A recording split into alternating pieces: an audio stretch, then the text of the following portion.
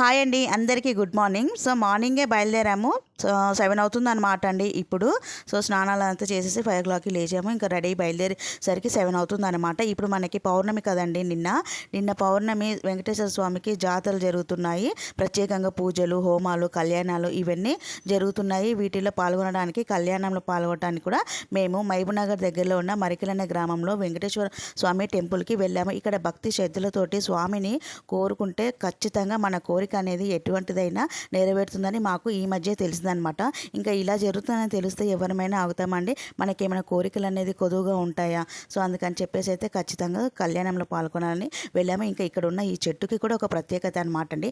ఒక భక్తురాలికి కొన్ని సంవత్సరాల కిందట స్వామి ప్రత్యక్షంగా ఒక బాలుని రూపంలో కనిపించి ఈ చెట్టు వద్దకి వచ్చి స్వామి కూర్చొని ఒక గుడి అనేది నిర్మించు నాకు అని తనకు కల్లో కనిపించి ప్రత్యక్షంగాను కనిపించి చెప్పాడనమాట.